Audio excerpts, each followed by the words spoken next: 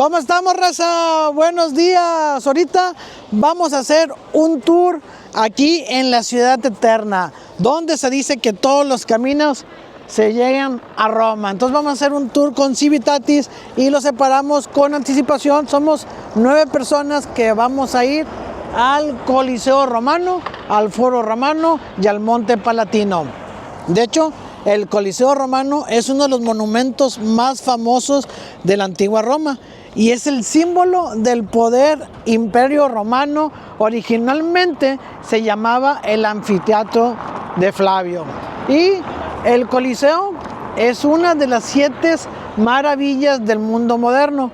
Fue construido entre los años 70 y 80 después de Cristo, casi 2000 años, raza. Y tiene 2000 años de historia y lo mandó construir el emperador Vespasiano y su hijo Tito. De hecho, en su mayor apogeo, el Coliseo podría albergar entre 50,000 a 80,000 personas y estaba organizado por cada clase social. Tenía 4 gradas y estaba así como en forma redonda, y cada piso era cada clase social. Entonces aquí fue escenario para espectáculos públicos como lucha de gladiadores, cacería de animales y recreaciones de batallas. De hecho, durante sus primeros años la arena podría inundarse para recrear combates naturales reales con barcos, raza. Así, no como en las películas que ponían tiburones y todo eso, no, pero sí había agua y había barcos, raza. Se estima que más o menos como unas 400,000 personas murieron ahí y más de 1,000,000 de animales murieron dentro del Coliseo. Y hoy el Coliseo de Roma es uno de los monumentos más visitados de Italia, recibiendo más o menos una prox de 6 millones de turistas anualmente. Y ahorita vamos a contarles un poquito más de historia y vamos a agarrar este tour. Pues vamos a darle, raza. ¿Dónde están las entradas? Que es lo primero que nos va a llamar la atención, ¿no? La parte exterior. Las entradas son los arcos.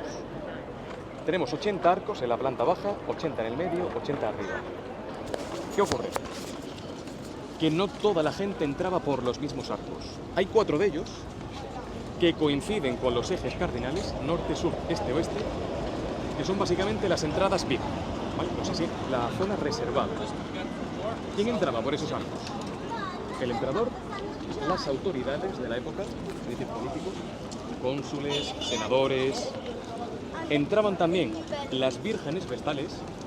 Hablaremos de ellas cuando lleguemos al foro, pero son unas mujeres muy importantes a nivel religioso. Y también había una puerta especial para los gladiadores, para que no se tuviesen que juntar con el resto de la afición. El resto de personas, ¿por dónde saben que tienen que entrar? Pues veréis, cuando una persona venía al Coliseo, le daban una especie de ficha. Tenía forma circular, se llamaba acceso. Es la entrada. Esta ficha era gratis para todo el mundo, la financiaba el emperador, un regalo para ganar apoyos. Aquí ya veis un poquito este intento de ganarse el favor de las masas, de control social. El material del que estaba hecha tu ficha ya indicaba un poquito tu estatus social. Si tú venías de una clase baja, de un plebeyo por ejemplo, el material de tu entrada podía ser o de hueso de animal o de piedra. Si venías de una clase patricia, de la aristocracia, iba a estar hecha de cristal. ¿Vale? Así separamos un poquito la clase social. Sobre la entrada que a ti te daban, aparecía escrito el número del arco romano por el que tú tenías que entrar. El sistema de entradas es como el de un estadio de fútbol a día de hoy. Los arcos en la parte de arriba, ahora lo veremos, tienen números romanos, están tallados sobre la propia roca. Entonces tú lo que hacías, mirabas tu entrada, mirabas el número que te ha tocado, lo comprobabas con el del arco y así sabes que tienes que ir justamente por ese, para hacerlo organizado. Nosotros a continuación llegaban a un pasillo que te lleva arriba, a lo que es la grada, ¿no? El graderío, para sentarte. Ese pasillo tiene un nombre muy particular, se llama vomitorium, pero no porque la gente vomite, que esta me lo han dicho alguna vez.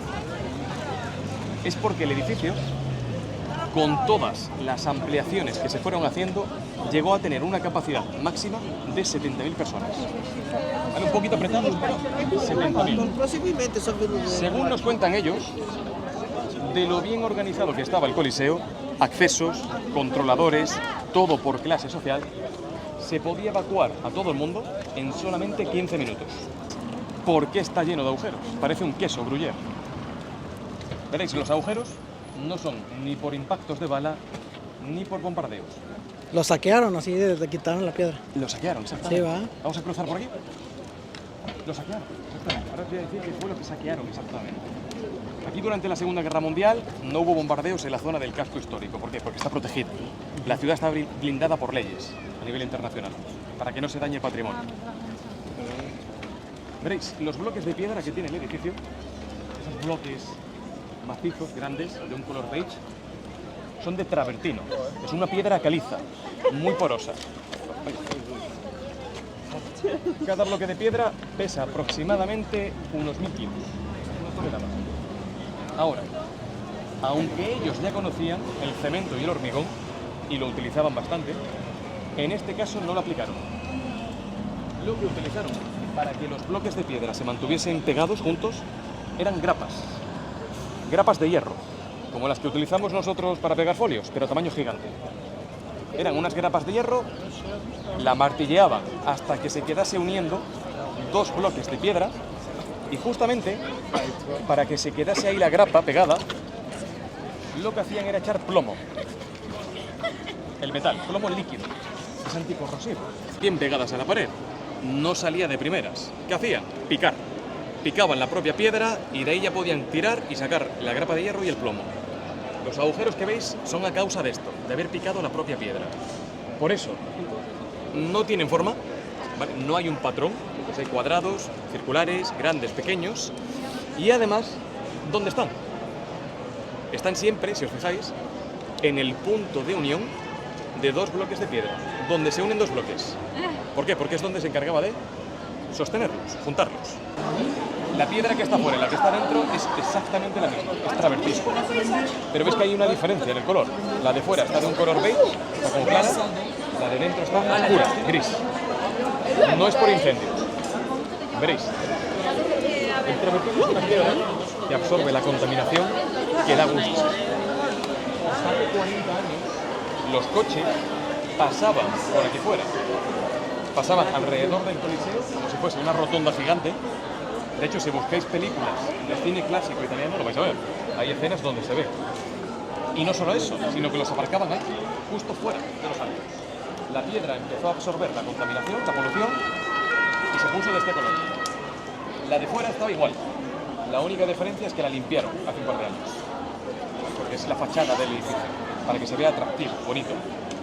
La de dentro la dejaron tal cual, sucia. ¿Vale? Por eso vamos a tener esta pequeña diferencia en el color. ¿Vale? Son originales. La cosa es que estas no se utilizaron en sí para pegar bloques de piedra distintos, sino que justamente, como veis, se agrietó toda esta zona, todo este fragmento, y para volver a unirlos, ¿vale? Con una especie de arreglo, metieron las grapas, son de hierro, están oxidadas, y aquí tenemos el plomo. ¿Vale? Ese es el plomo seco, que justamente lo que hacía ya era comprimir toda la estructura, no mezclar. Claro, imaginaros quitar esto a pura fuerza, no sale. Por eso había que picar la pared. Por eso los agujeros que tenéis, como os decía antes, están siempre en el punto de unión de dos bloques de piedra, de haber quitado la grapa picándola y extrayéndola.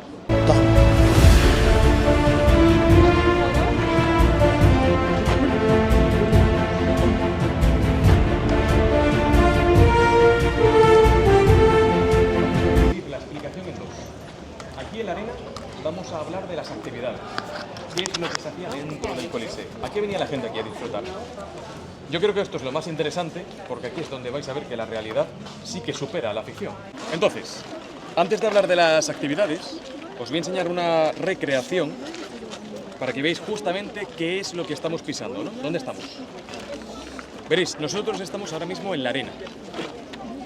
La arena era una plataforma de madera, eran tablas, que llegaba desde aquí hasta allí, a aquel balcón que tenemos ahí enfrente con la gente, es decir, era todo un suelo, una plataforma, y la cubrían con arena, pero no con arena de la playa, sino arena del río, del Tíber, una especie como de limo. ¿Por qué lo cubrían con arena? Porque aquí va a haber luchas, va a haber sangre, va a haber sudor, para poder taparlo, ¿vale? Y que no se vea. Dicho esto, lo que tenemos ahora es una recreación, no es la original, ¿vale? Además esto es como gravilla, lo otro era, pues eso, arena, como tierra, y llegaba hasta el final. Esta solamente llega hasta aquí, para que la gente se pueda meter y verlo. Lo que está debajo de esto, que de hecho se ve desde aquí, ¿verdad? Son como laberintos, son como túneles. Se le llama hipogeo. Os lo enseño aquí en la recreación. Es un plano, ¿vale? Que está cortado. Arriba se ve un poco la arena y debajo los laberintos. Lo que está abajo, los laberintos, es como cuando vamos al teatro y se echa el telón, la cortina roja. Toda esa gente que está montando escenarios, cambiando el vestuario, es justamente esto. Aquí tenemos esclavos que están trabajando, 240 esclavos. Tenemos jaulas de animales, ¿vale? Donde los tenían encerrados. Tenemos montacargas, una especie de ascensor para subir cosas. Y tenemos trampillas, para que animales y luchadores suban a la superficie. Todo esto, recordemos, tapado por este suelo, que la gente no lo pueda ver.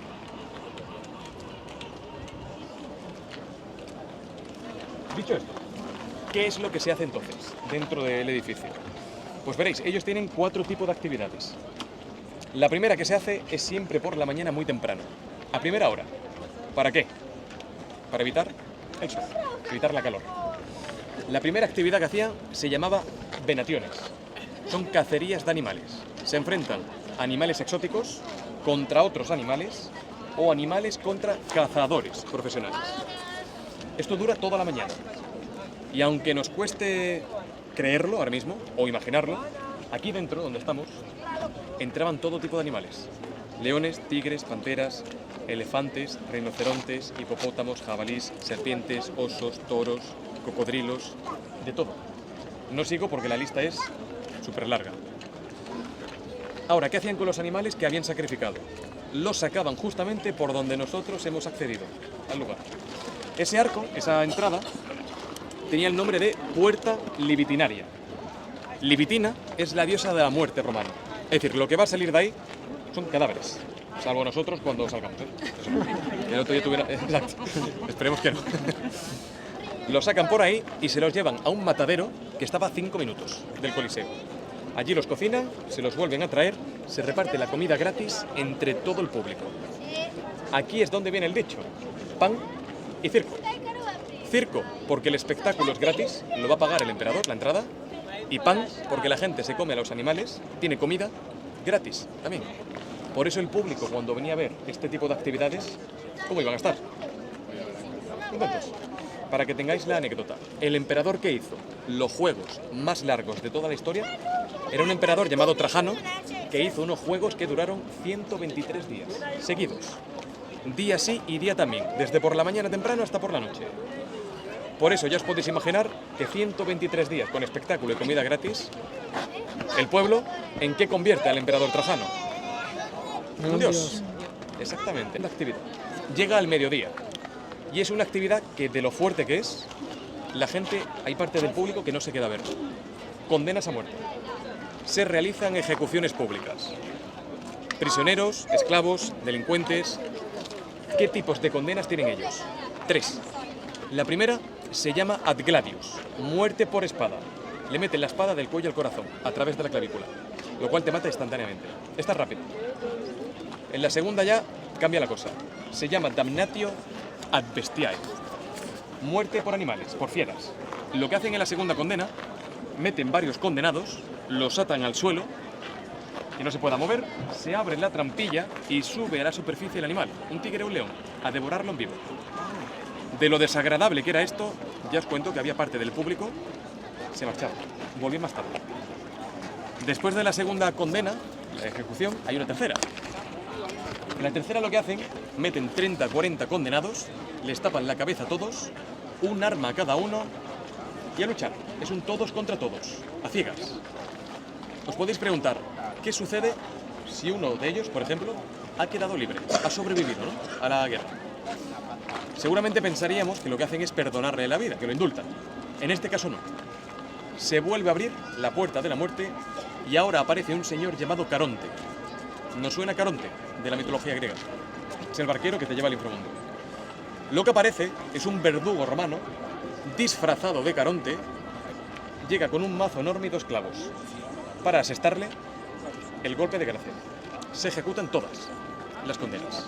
Ya veis que este espectáculo sí que es de pura violencia y sangre. Cuando esto ha terminado, ahora sí toca la tercera actividad, la que todo el mundo desea ver, gladiadores. Y los gladiadores, lo que es el propio espectáculo, siempre lo hacen por la tarde. ¿Por qué?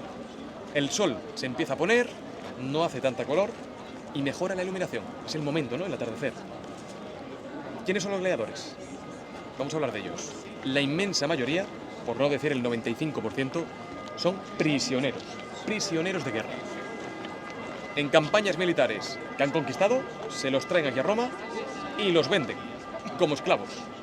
Si los venden, significa que hay alguien que los compra, que paga por ellos.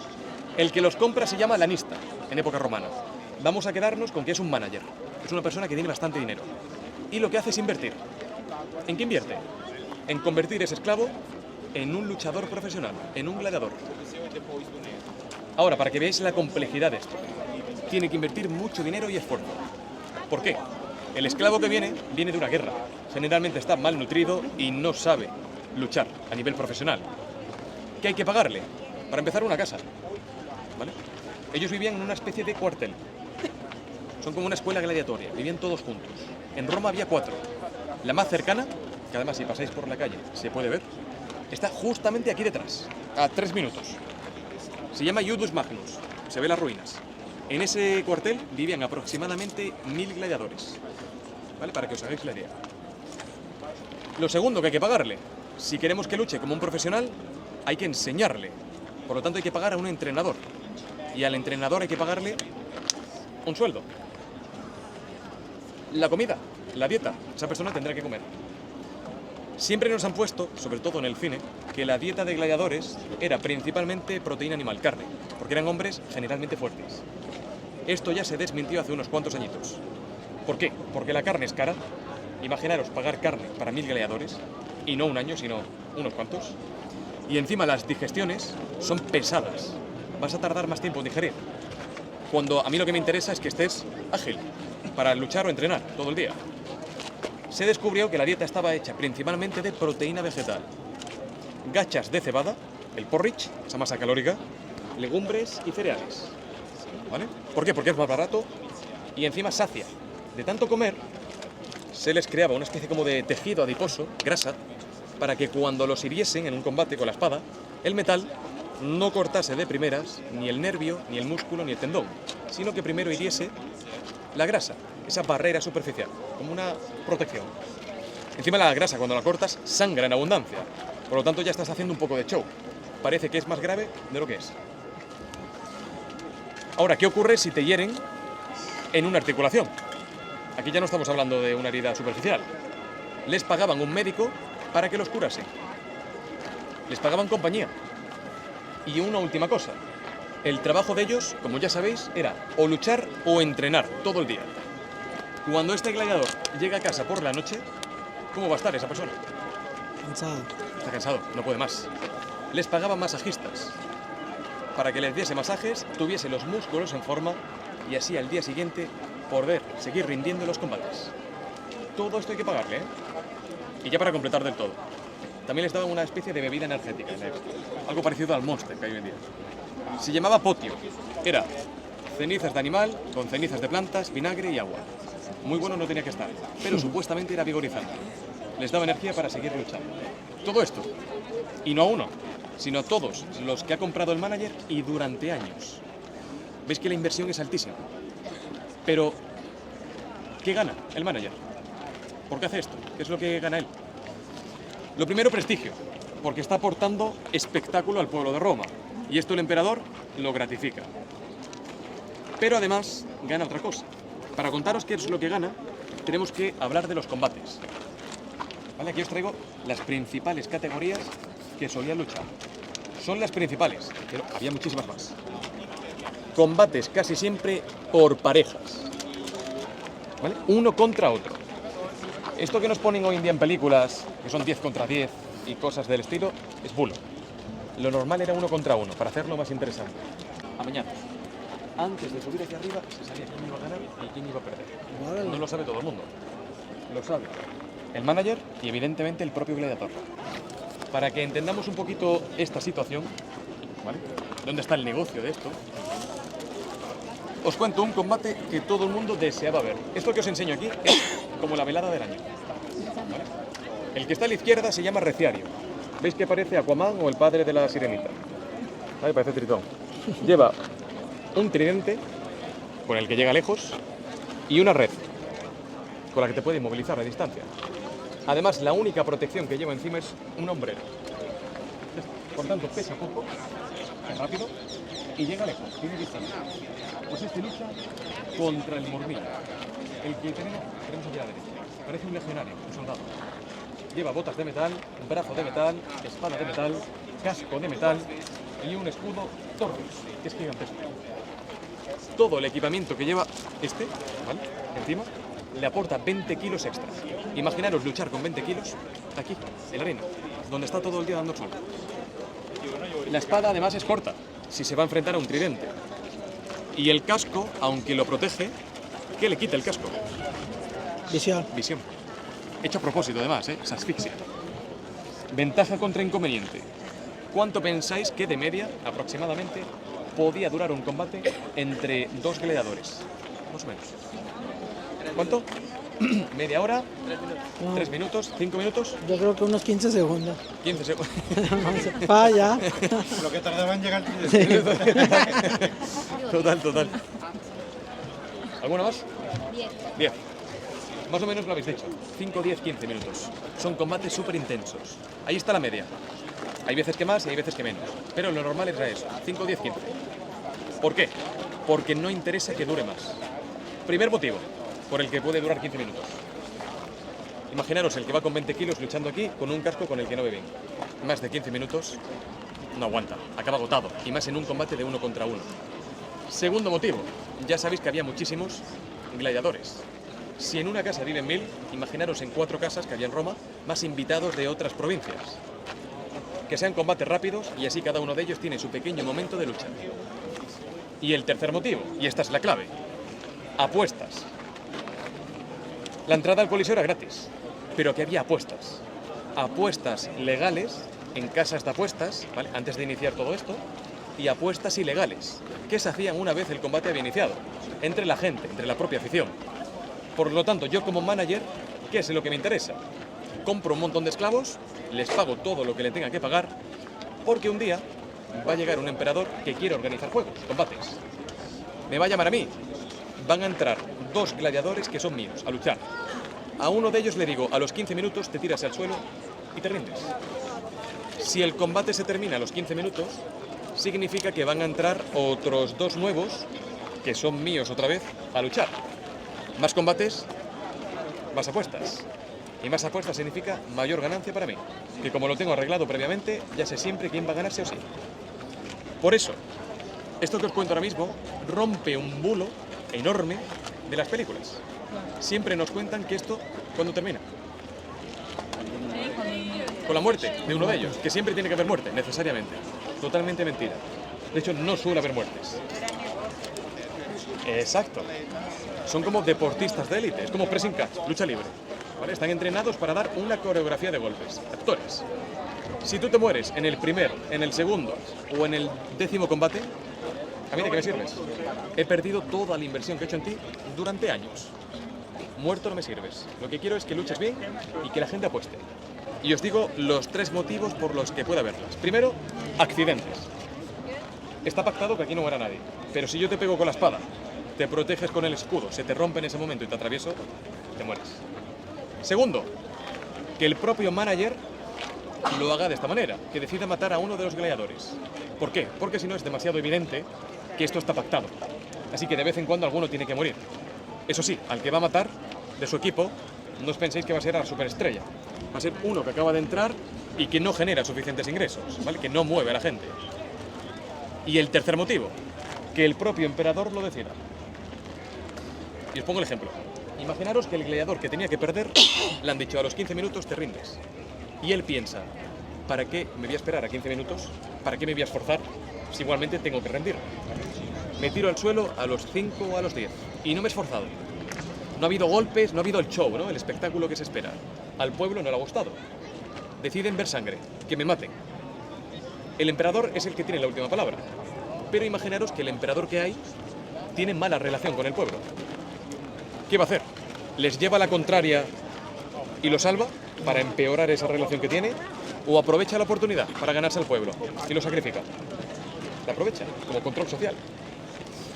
Y lo va a sacrificar de forma espontánea y completamente improvisada. Eso sí, si decide hacer esto, después del combate, va a tener que indemnizar al manager. Si lo matas, lo pagas. Esto es propiedad de otra persona. Seas emperador, seas quien seas. Esto cuesta un dinero, mantenerlo. Por eso el tema de la muerte no interesa, ¿vale? Porque si no, después hay que pagar. Ahora, seguramente os preguntaréis, bueno, ¿y cómo decide el emperador a quién mata? Chillando no, eso está claro, porque aquí hay 70.000 personas y la acústica del anfiteatro, ¿vale?, del Coliseo, no es como la del teatro griego. No está hecho con ese fin. El que está arriba ni escucha ni ve apenas. Aparte que hay 70.000 personas. Ahora es cuando entra en juego lo que nos ponen las películas. El dedo.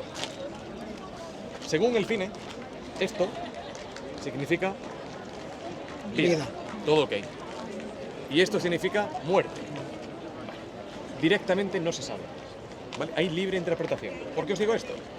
Porque ni siquiera los historiadores romanos en la época se ponen de acuerdo acerca del símbolo. Según el cine esto es vida, pero hay historiadores en época romana que nos cuentan que cuando el emperador hacía esto es que te enviaba al cielo, que te reúnes con los dioses, lo cual significa que estás muerto. Según el cine esto es muerte, que te vas al Hades, al inframundo, pero hay historiadores que nos dicen que esto es que te quedabas En la tierra. en la tierra, aquí en la arena, a seguir luchando otro combate más. Hay otros historiadores que nos dan otro símbolo. Así, que es básicamente cortar la yugular. Esto es lenguaje universal. Lo que está claro es que aquí hay truco. ¿Por qué?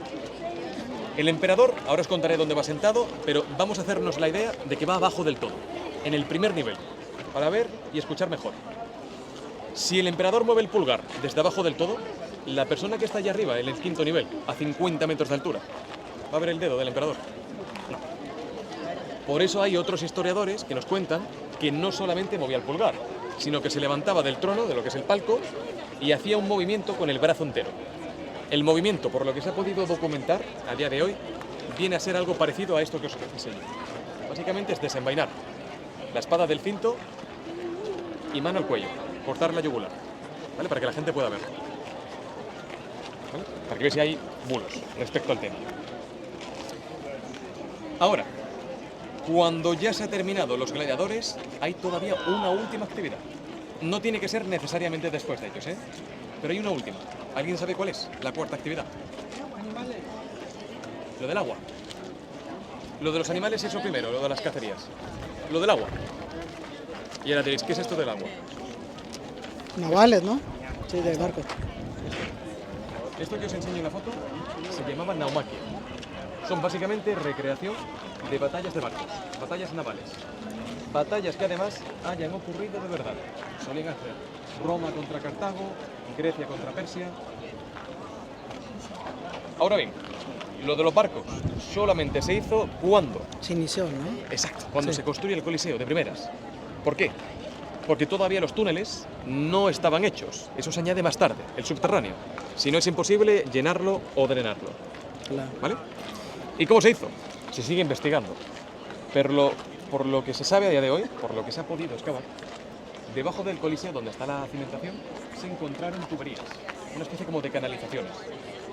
Estas tuberías se siguió el rastro y conectaban con un acueducto que viene desde la montaña, ¿vale? Desviaron la trayectoria del acueducto para que pasase por el Coliseo, es decir, para traer agua. Y otra de las tuberías conecta con la cloaca, la alcantarilla de Roma. ¿Cómo? Pues básicamente utilizando la rasante, es decir, el desnivel de la propia calle. Si la tubería conecta con el acueducto viene de una montaña, que además de lejos va a estar más alto. El agua, por efecto de la gravedad, va a caer, controlando evidentemente la pendiente, ¿vale? Que no destruya la estructura. Tienen que invertir para hacer esto. Y esto duraría como mucho un par de horas, lo de los barcos. Entonces, ya está lleno de agua. Los barcos, ¿dónde se montan? En los accesos. Son bastante anchos. Los barcos que se montan no son como los de la foto que os traigo. Esos son ficticios. Son barcos pequeños. Se montan por piezas.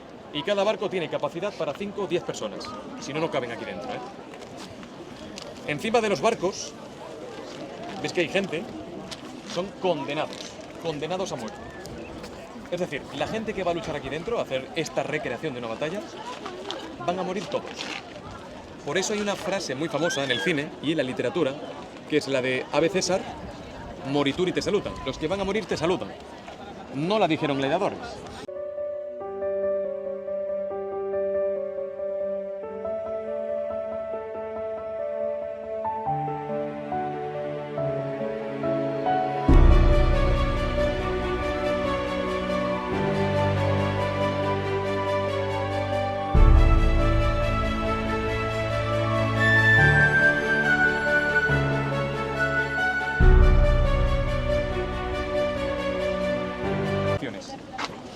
Entonces, la escalera, la cimentación era de ladrillo y por encima estaba recubierta de mármol.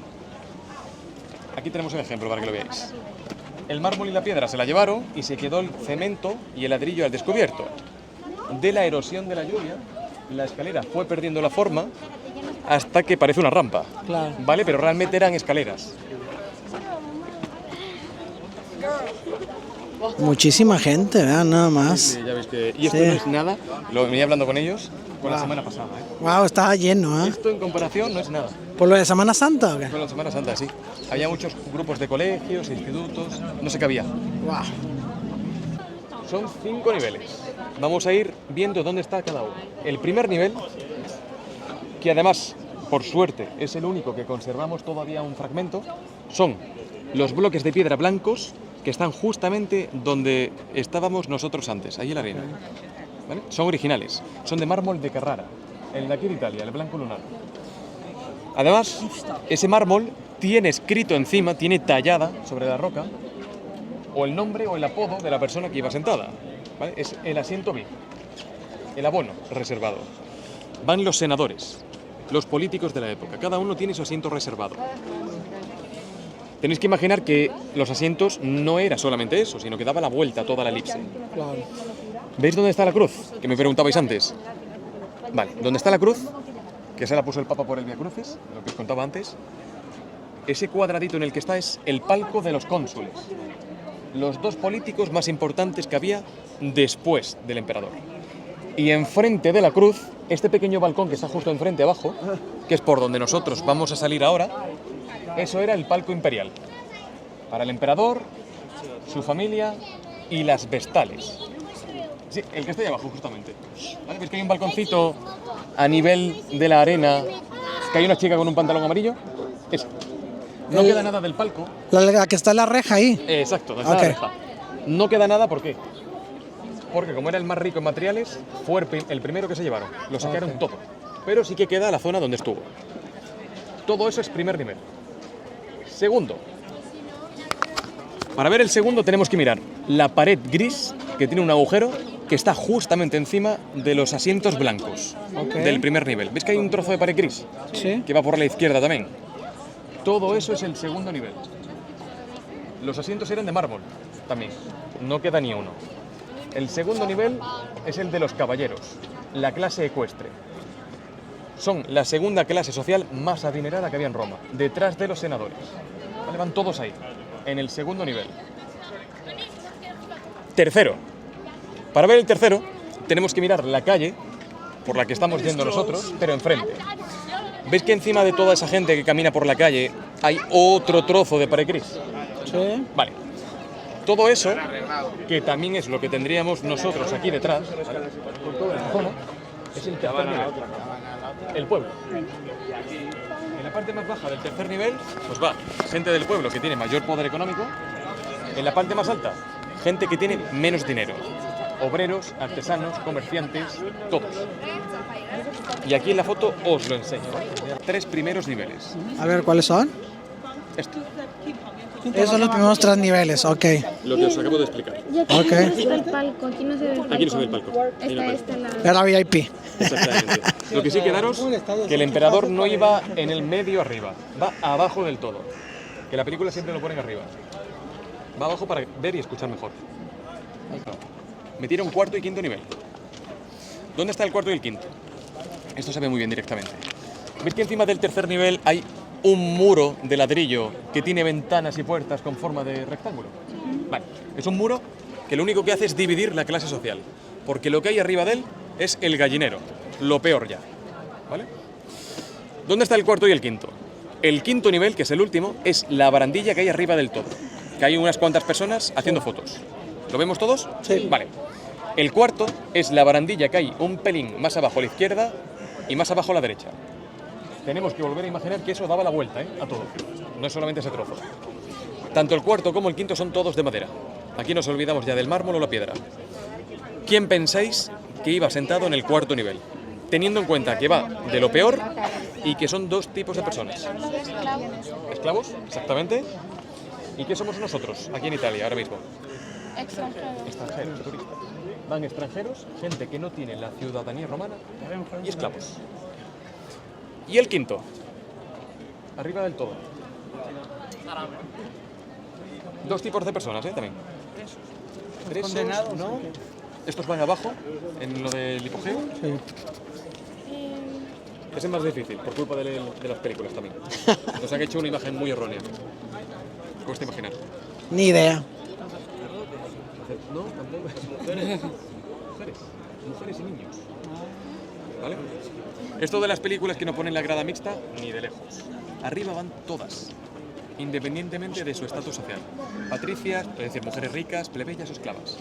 Todas. Las únicas que no, las vestales, que son estas que tenían importancia a nivel religioso, que van abajo, y evidentemente la familia del emperador. Emperatriz, madre, hermana, hijas, van abajo con él. El resto de mujeres arriba. Y con ellas los niños, de hasta 12 años. Hasta los 12 podemos decir que es en un periodo en el que se te considera un niño. Y a partir de los 12 pasas a la adultez. Y como adulto vas abajo a tu escala social. Pero hasta los 12 arriba, como un niño. Claro es estar aquí todo el día sentados al sol. Un techo, ¿no? Todo. Exactamente. ¿Y por aquí? Un toldo. ¿Vale? El toldo se llamaba velario, porque recordaba un poco pues, a la vela de los barcos. Estaba hecho de lino, de tela. Pesaba aproximadamente unos 8.000 kilos. Para proteger a la gente del sol o de la lluvia. La única zona que quedaba al descubierto era el anillo central, el óculo, precisamente para dejar pasar la iluminación. Ya es maravilloso que tengan un toldo en la época, pero más maravilloso es aún que el toldo funcionaba por sectores. Es decir, era completamente independiente, un sector del otro. Son 240, ¿vale? Que son estos palitos que veis. Exactamente. Lo más parecido que hay es un store. Estas cortinas que van con cuerdas, derecha o izquierda, así. Nosotros aquí estamos a la sombra. El toldo se queda recogido. Pero imaginaros que estamos allá al sol. Se echa, ¿vale? Para que nos cubra. Oigan, aquí estamos en el Foro Romano, que era el corazón de la vida pública y antigua de Roma.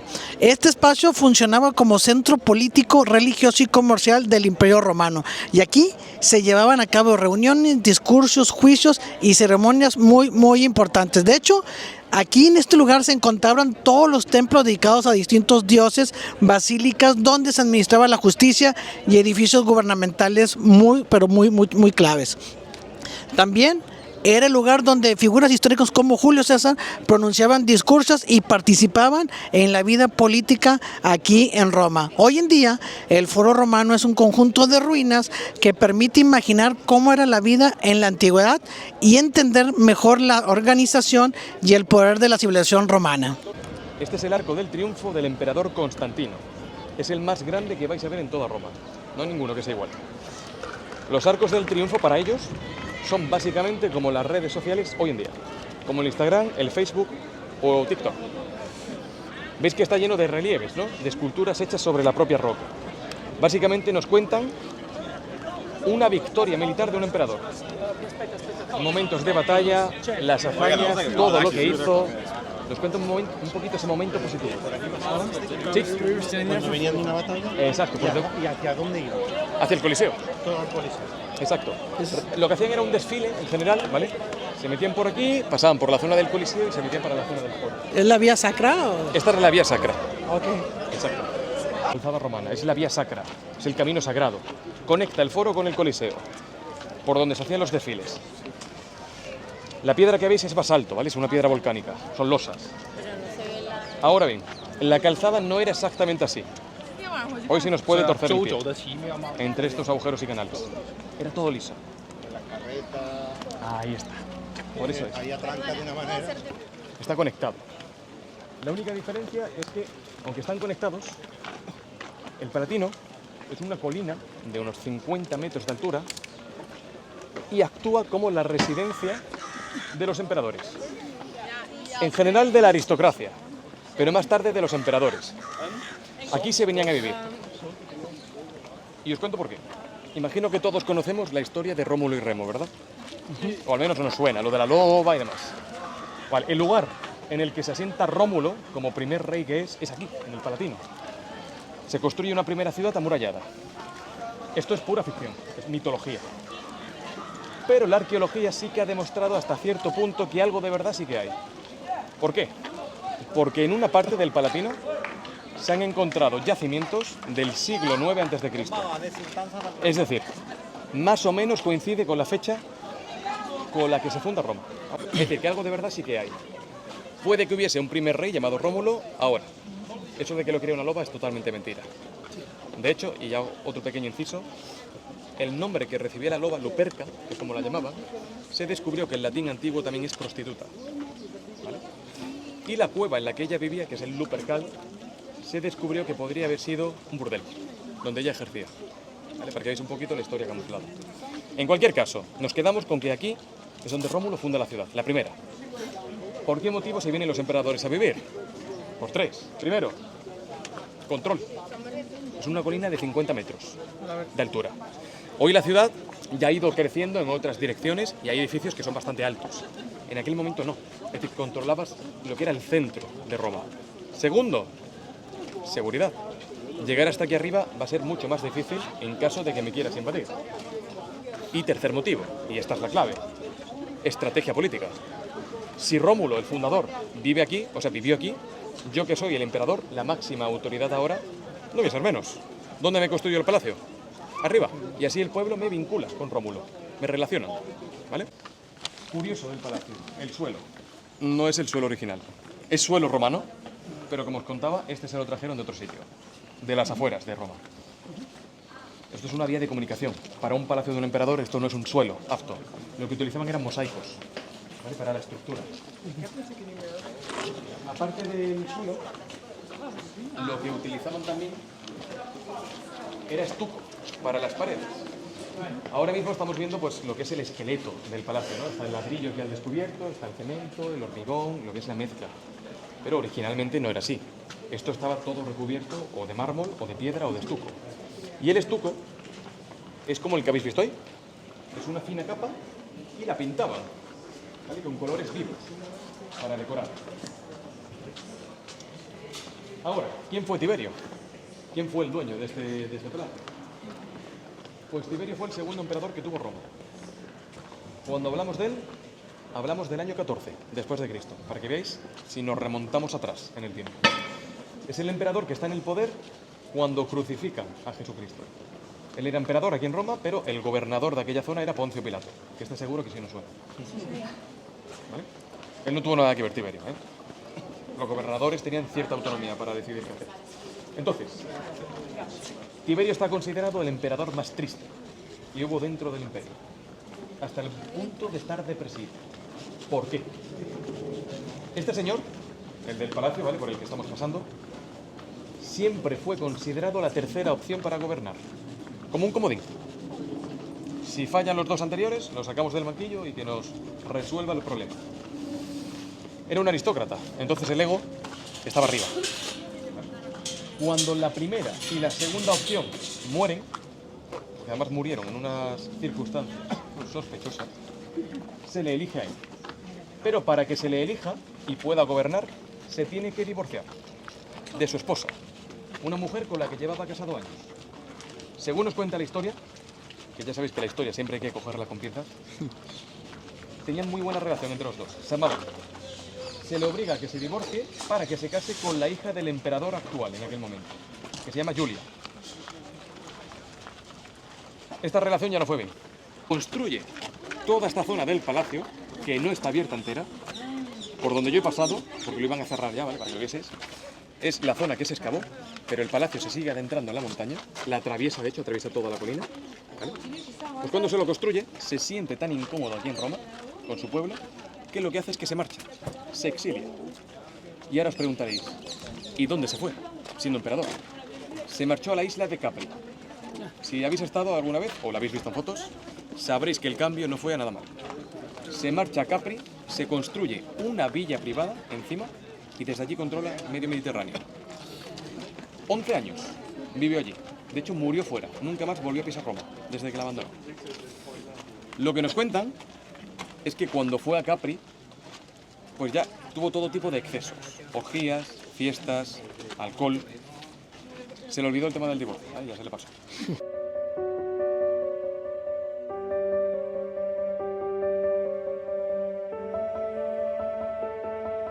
Aquí tenemos los dos templos más importantes que hay en todo el foro. El que es importante a nivel arquitectónico es precisamente ese, que como veis es una joya, es enorme y se conserva de maravilla. Es un templo, os cuento primero el contexto, que construye un emperador que se llama Antonino Pío. Lo construye a principios del siglo II después de Cristo, ¿vale? Para el año 120. ¿A quién se lo construye? A la emperatriz, a su esposa. La emperatriz, que se llama Faustina, ¿vale? Es lo que pone debajo de la inscripción, muere a causa de una enfermedad. Y lo que hace él es que le dedica el templo a ella. 20 años más tarde, cuando el propio emperador muere, lo que hace el Senado es que se lo dedica a él. Por eso veis que la inscripción de él está encima, como añadida. Veis que delante de los dos nombres aparece algo, pone Divo y Diva. Siempre que veáis esto escrito en Roma, significa que son emperadores que, de lo importantes que fueron, los divinizaron. Los convirtieron en divus, que es como una especie de dios. Por eso ellos tienen su propio templo dedicado. Se le podía rezar, como un dios más. Lo interesante viene ahora. El templo romano, que tiene casi 2000 años, son las columnas, el friso, que es donde está la inscripción, y la pared que hay allí. Esa pared que tiene bloques de piedra enormes, grises, todo eso es original. Pero veis que dentro del templo hay un edificio que es de ladrillo, más moderno, y que sobresale. ¿Qué pensáis que es eso? Una iglesia, exactamente. Arriba del todo tenemos la cruz. Es la iglesia de San Lorenzo y Miranda. Es una iglesia que se construye en la Edad Media. Se empieza en la Edad Media y poco a poco pues, se va reformando hasta el Renacimiento. Aquí viene mi pregunta. Si nosotros, a día de hoy, queremos entrar a ver la iglesia, ¿cómo lo hacemos? ¿Por dónde entraríamos? Por la puerta. Está ¿Un poco alta. alta? Sí. Por abajo. ¿Por debajo? ¿No hay entrada por debajo? ¿Por atrás? Detrás. Ahí está. Detrás. La iglesia tiene otra entrada que está justo detrás. Enfrente del punto de encuentro donde hemos quedado nosotros hoy. ¿Vale? Pero me creéis si os digo que justamente cuando se empieza a construir la iglesia, la gente sí que entraba por esa puerta verde. Sin necesidad de escaleras, de rampas, de puentes, de escalar o de cuerdas o sogas. El de la puerta. La calle en aquella época no era esta, sino que estaba allá arriba. El suelo por el que andaba la gente, como hemos hecho nosotros ahora, no era este. Estaba allí. Todo esto estaba enterrado. Son casi 10 metros de diferencia de material. Los pilares eran hasta abajo. Se nota un poco, ¿verdad? Sí. Ahora os voy a enseñar una foto. Ahora, resolvemos la pregunta. ¿Por qué llegó el suelo hasta allí? Veréis, cuando el Imperio Romano de Occidente, cayó, significa que Roma se abandona. La gente migra. ¿A dónde? Al Imperio Romano de Oriente, el que todos conocemos como Imperio Bizantino, Constantinopla, allá Turquía. Entonces, si esto se abandona, y especialmente el foro, que era la plaza pública, significa que aquí no hay gente rezando, trabajando o comerciando. Imaginaros esto abandonado. No hay mantenimiento. Hay terremotos, hay incendios, inundaciones, tormentas. ¿Qué le va a pasar a los edificios? Al suelo. Si el suelo llegó hasta la altura de la Puerta Verde, significa que un trozo de la columna Está enterrado. estaba enterrado. Casi un tercio, ¿eh? Quedaros con esto. ¿Por qué? Porque cuando el suelo llegaba allá arriba es cuando ellos intentan construir la iglesia cristiana. Y lo primero que intentan, ¿qué es? Echarlo abajo. Intentan echar abajo el templo porque es pagano. No había que dejar ese rastro, ¿no? ¿Veis que las columnas en la parte de arriba tienen como unas marquitas circulares? Están como talladas. Son de las cadenas de metal con las que las ataron y mediante animales de tiro, de carga, mulas, bueyes, de todo, intentaron tumbarlas al suelo.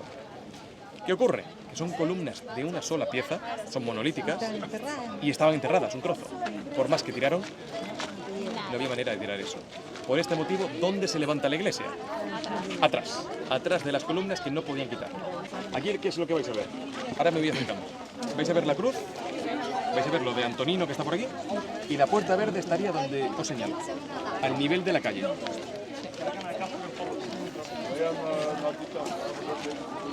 Ok, la puerta verde. Ahí estaría la puerta verde. Por este motivo, si miráis la foto, las columnas parece que son más pequeñas. No, pues nada que ver. Y además, si os fijáis, la columna hoy se apoya sobre un círculo, sobre una base de piedra. Aquí en la foto no se ve. Pero las columnas son todavía más especiales.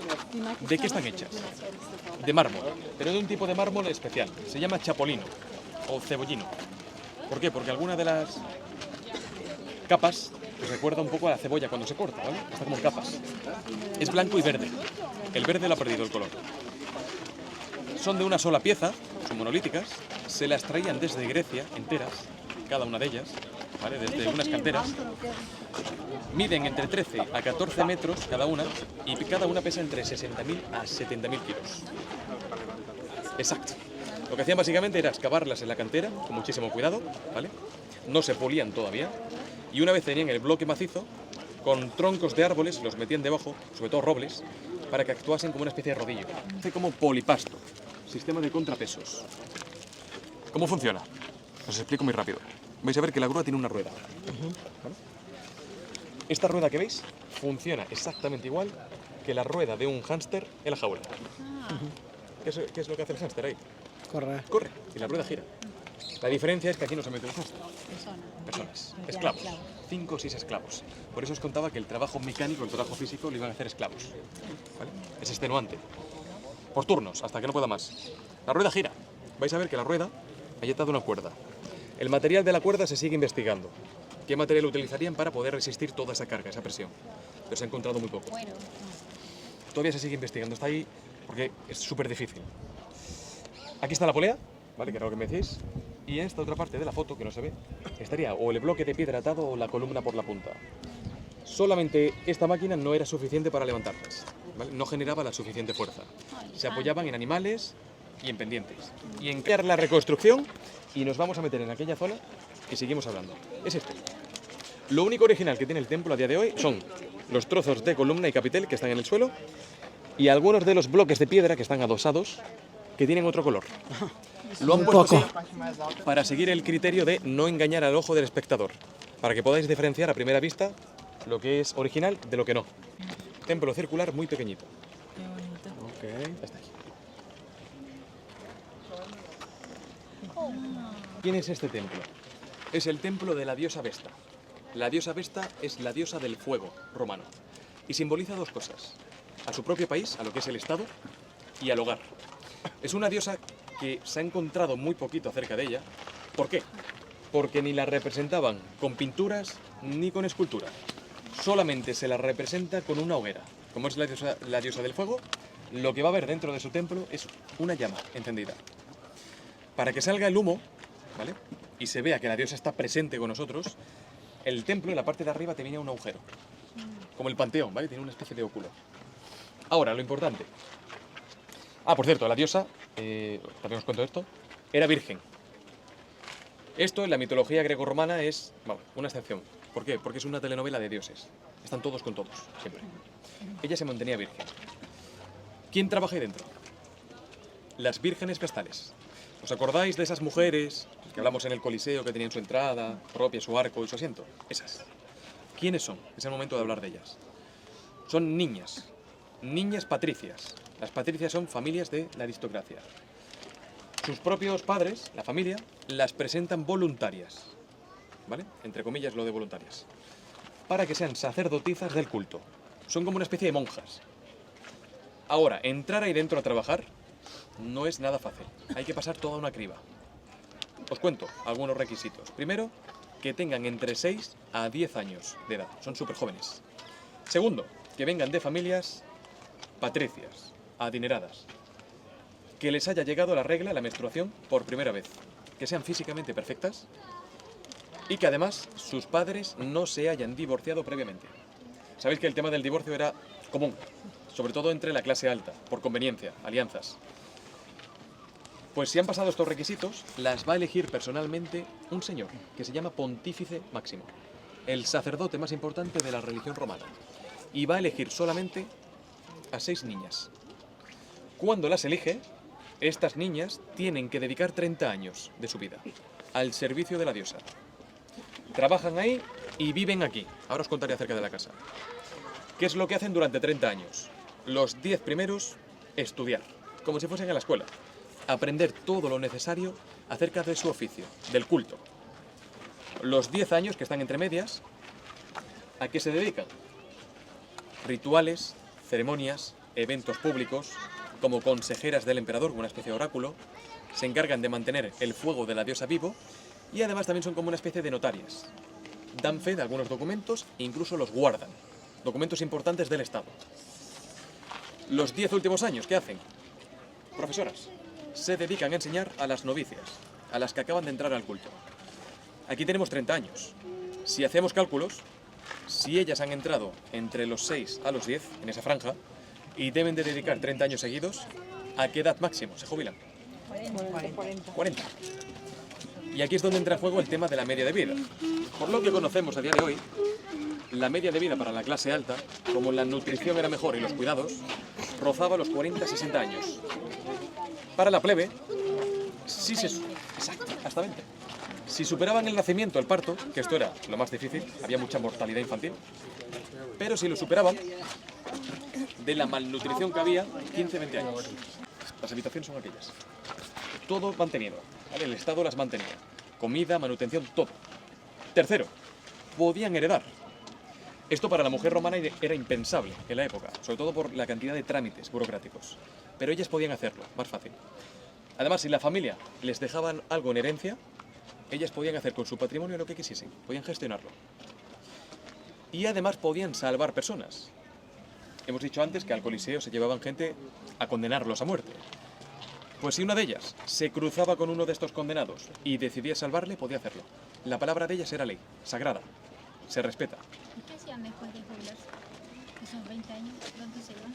Pues podían hacer cualquier cosa. Muchas de ellas se quedaban aquí a ayudar a las novicias también, o con tareas de lo que es el recinto, con temas de organización, pero muchas de ellas lo que hacían era montar negocios propios.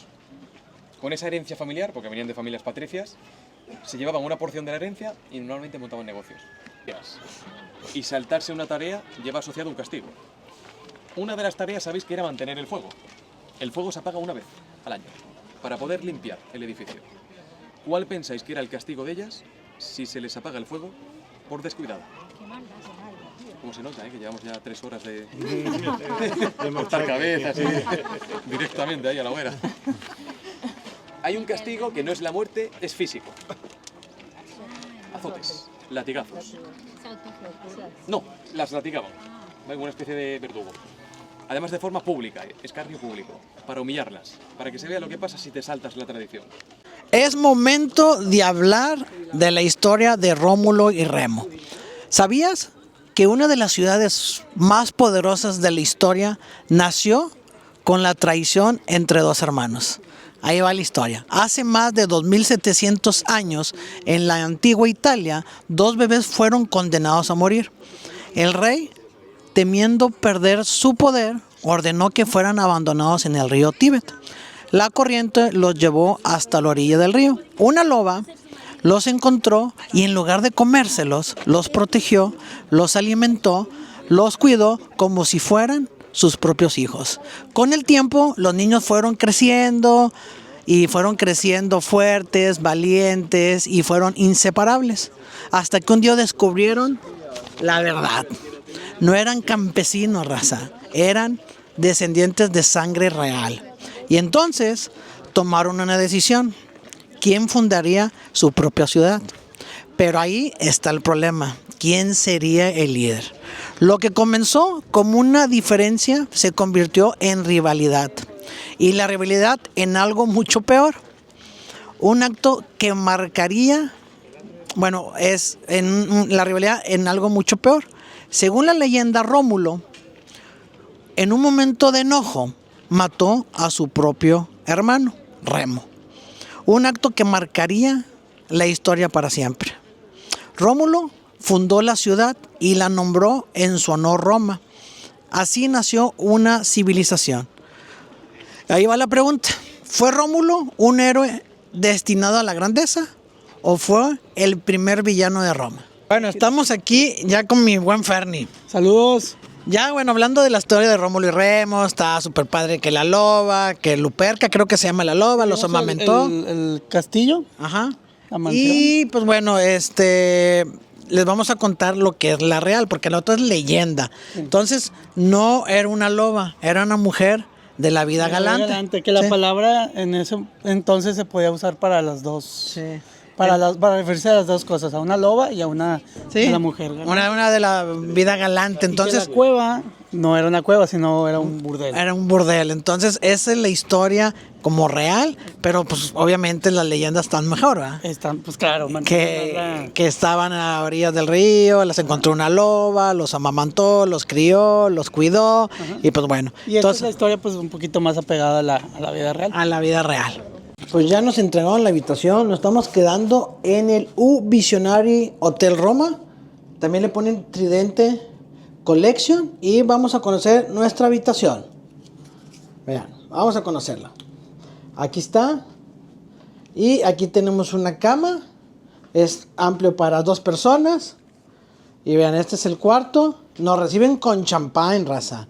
Ve, champán, a gusto, tus copitas. Tiene el closet, no es que ya es noche. Mira, tiene su closetcito. Acá también tiene otra vez otro closet para la esposa. Tiene el bar, este frigobar y la primer puesta que ponen ellos. Todo esto va gratis. Todo lo primero que vas a refrigerar es gratis. Tiene su telecita acá de este lado. Esta es la habitación, está muy bonita la habitación. Está muy padre. Y el baño. Este es el baño. Acá para el cagui. Ve, muy a gusto. Sí, señor. Y la regadera, raza. Vea, la regadera. Súper amplia. Ve, y está con madre porque cae el agua desde arriba, papá. O sea, está esa cosa. Lanza el agua súper a gusto. Aquí nos vamos a quedar una noche. U Visionary Hotel. Para si ustedes se quieren quedar, raza, esta es una buena opción. Y te encuentras como a 4 minutos de la Fontana de Trevi. Y esta es nuestra vista. Es enfrente del hotel. Pero bueno, ahí de perdido tienes una vista para que ustedes tengan en la mañana y tener una visión de Roma. Este es el donde desayunas. Nosotros nos incluye el desayuno gratis y aquí es donde te sirven el desayuno. Me acuerdo que yo vine la vez pasada y estaba rico y allá estaba lo que era el buffet, pastelitos, cafecito y toda la cosa. Entonces está muy bonito aquí. Vean todas las sillitas, ve el techo y aquí se viene a desayunar. Vamos a la terraza, donde tienes unas vistas increíbles. En Roma. Hola. ¿Y dónde están? Acá. Esta es la terracita. Hola, Fercho. Mira, ya está el monumento a Víctor Manuel II, que fue el primer rey de Italia. Y pues bueno, aquí estamos. El hotel. Y por acá también hay, Fercho. Hola, Fercho. Mira, vente por acá. Uy. Y para acá es otra vista. Vamos a ver la vista de este lado. Pues mira, ya se ven otras basílicas. Para allá. Entonces, pues es de noche. A ver si venimos en la mañana para que ustedes vean las vistas que tiene este jardín.